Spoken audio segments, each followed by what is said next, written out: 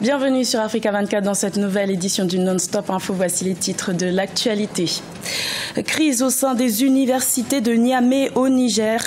Les autorités ont décidé de fermer certains établissements après de violents affrontements entre étudiants et forces de l'ordre. Célébration du 57e anniversaire de l'armée le 12 avril en Somalie.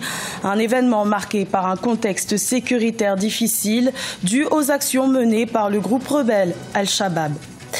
Conakry sera la capitale mondiale du livre pendant un an à partir du 23 avril 2017. Les bénéfices que la Guinée pourrait tirer de cet événement sont à suivre dans cette édition. Au Niger, le mouvement organisé par les étudiants de Niamey pour réclamer de meilleures conditions de vie et d'études a dégénéré. De violents affrontements entre étudiants et forces de l'ordre auraient fait une victime et une vingtaine de blessés le 10 avril. Les autorités ont donc décidé de fermer l'établissement universitaire d'Abdou Moumouni jusqu'à nouvel ordre. Ibrahima Djoumaba. Au Niger, les autorités ont pris des mesures drastiques pour stopper la confrontation entre étudiants et forces de l'ordre. Le campus de la principale université de la capitale Niamey a été fermé. Un communiqué du gouvernement publié mardi 11 avril fait état d'un décès et de 20 blessés. Pour les étudiants, il y aurait 2 morts. Nous avons lancé un ultimatum, nous sommes allés à 2 morts de 72 heures. Jusque-là, rien n'a été fait. Nous sommes en face d'un gouvernement qui fuit ses responsabilités, d'un gouvernement qui pense qu'il faut aller par la force pour régler les problèmes. À l'origine de ces affrontements, les revendications des étudiants pour de meilleures conditions d'études et de vie dans les campus, notamment la faible fréquentation des professeurs et la surpopulation dans les salles de classe et les dortoirs. Vu la gravité des dégâts humains et matériels, la société civile réclame justice pour les victimes. Nous sommes sortis donc pour dénoncer ça, et pour demander justice pour les victimes, pour demander également aux autorités nigériennes d'accepter que les libertés qui sont garanties par la Constitution soient exercées par le peuple. 23 000 étudiants sont inscrits à l'université Abdou Moumouni de Niamey. Le Niger a connu plusieurs manifestations violentes autour de cette université. En 2006, l'institution a été temporairement fermée après des émeutes et un appel à la grève générale de l'Union des étudiants nigériens de l'université de Niamey. En 1990 déjà, des affrontements entre étudiants et forces de l'ordre avaient fait 20 morts lors d'une marche en prélude à la conférence nationale souveraine. Consultation en vue de la formation d'un nouveau gouvernement en République démocratique du Congo. Le nouveau Premier ministre Bruno Tshibala a clôturé les discussions conformément à l'accord politique du 31 décembre 2016. Une nouvelle équipe devrait être formée dans les plus brefs délais. Reportage de notre correspondant Jacques Mboka. En RDC, un nouveau gouvernement est attendu dans les jours qui viennent. Nommé Premier ministre par le président de la République le vendredi 7 avril, Bruno Tshibala a bouclé ce mercredi 12 avril des consultations pour la formation d'un nouveau gouvernement qui, selon la lettre de sa nomination, a comme l'une des principales missions l'organisation des élections conformément à l'accord du 31 décembre 2016. Nous étions en consultation avec le Premier ministre. Parce qu'ici, il est question d'appliquer l'accord que nous avons signé le 31 décembre 2016. Et nous avons clairement dit qu'il faut finaliser l'arrangement particulier. Je sais très bien qu'il y avait des questions, la question de la nomination, la formulation, le mot de désignation du Premier ministre, ça a été fait. Comme on pouvait bien s'y attendre, les membres du Rassemblement des forces politiques et sociales acquises au changement, Félix Tshisekedi, ont boycotté les consultations initiées par le nouveau Premier ministre, engageant ainsi un bras de fer contre les remplaçants de Sami Badibanga. Il n'est pas obligé d'être porté par tout le monde, il aura toujours des ennemis, il doit faire avec, il doit travailler avec la dynamique au niveau interne pour convaincre, rassurer le partenaire, parce qu'on ne peut rien faire aujourd'hui si nos partenaires ne nous accompagnent pas. L'idéal aujourd'hui, c'est l'organisation des élections. Le peuple veut les élections. Le nouvel exécutif sera constitué de 56 membres conformément aux arrangements particuliers. Cependant, d'aucuns estiment que la nomination de Bruno Tshibala ne cadre pas avec l'esprit et la lettre de l'accord du 31 décembre. un avis contraire à celui de la majorité présidentielle et d'autres plateformes qui soutiennent Bruno Tshibala. Celle-ci estime que la nomination de l'ancien secrétaire général adjoint du parti d'Étienne Tshisekedi est bel et bien conforme à la Constitution et à l'accord du 31 décembre. La Somalie a célébré le 57e anniversaire de l'armée le 12 avril, un événement marqué par le contexte sécuritaire difficile. Le 9 avril dernier, le chef de l'armée a encore une fois échappé à un attentat à la voiture piégée qui a fait au moins 5 victimes. C'était à Mogadiscio. Idlet Mirabel Bissou.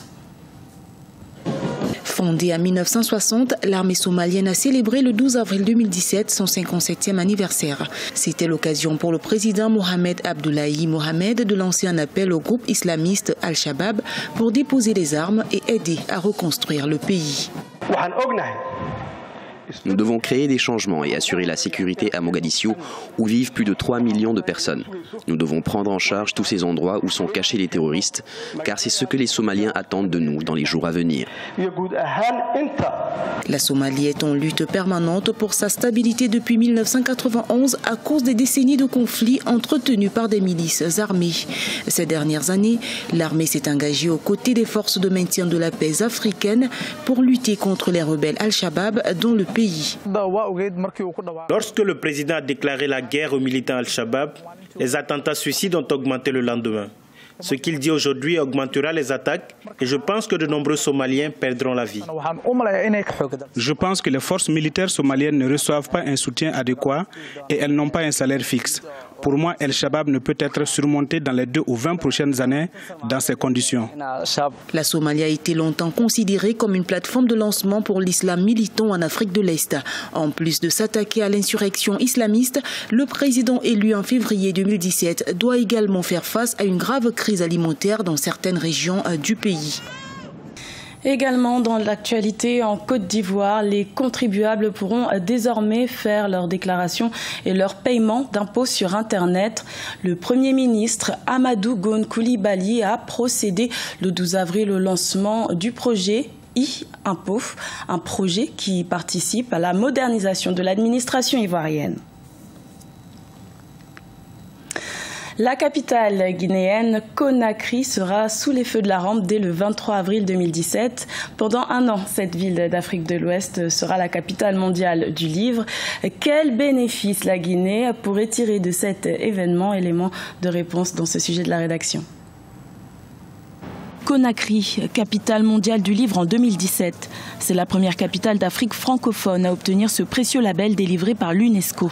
Conakry devient la 17e ville nommée capitale mondiale du livre et 3e du continent africain. Un nouveau statut qui pourrait faire rêver la jeunesse guinéenne et dévoiler de nouveaux talents dans le domaine de la littérature, souvent jugé élitiste. Maintenant, là, ça s'ouvre. On a eu de grands écrivains. On a eu chez nous un écrivain comme Djibril Tamsir Niane. On a eu aussi Kerno Monenembo qui a été prix Renaudot. Nous avons eu William Sassine qui est un très grand écrivain. Il y en a d'autres, je ne les citerai pas tous. Mais maintenant, il y a une nouvelle génération d'écrivains qui est en train de naître, qui est en train d'éclore. Aussi bien des jeunes dames qui sont devenues écrivaines que des jeunes gens qui sont devenus écrivains. Avec 65% de taux d'analphabétisme, la Guinée enregistre l'un des taux les plus élevés en Afrique de l'Ouest.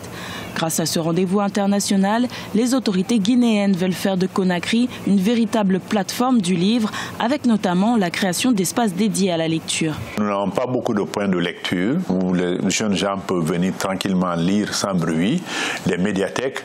Et c'est tout cela que nous allons faire, parce que pendant notre mandature de Conakry Capitale Mondiale du Livre, qui ira de ce 23 avril et 2017 au 22 avril 2018, nous allons réaliser 133 points de lecture dans les quartiers de Conakry. Et Conakry a 133 quartiers. Et en plus, dans les communes de Conakry, on en a 5. On va faire 5 médiathèques. Cet événement culturel est porteur d'espoir pour le système éducatif guinéen souvent critiqué. Il pourrait conduire à des réformes nécessaires pour améliorer le taux d'alphabétisme, tel que l'éducation gratuite et obligatoire pour les enfants de 3 à 16 ans. Dans le reste de l'actualité, les Fennecs algériens ont un nouveau sélectionneur de football depuis ce jeudi 13 avril. Il s'agit de l'Espagnol Lucas Alcaraz. Il succède au Belge Georges Lekens qui avait démissionné le 24 janvier 2017 après l'élimination de l'Algérie au premier tour de la CAN 2017 au Gabon. Ce journal a été réalisé par l'ensemble de la rédaction. Merci de votre fidélité. Retrouvez dans un instant une nouvelle édition de l'information sur Africa 24.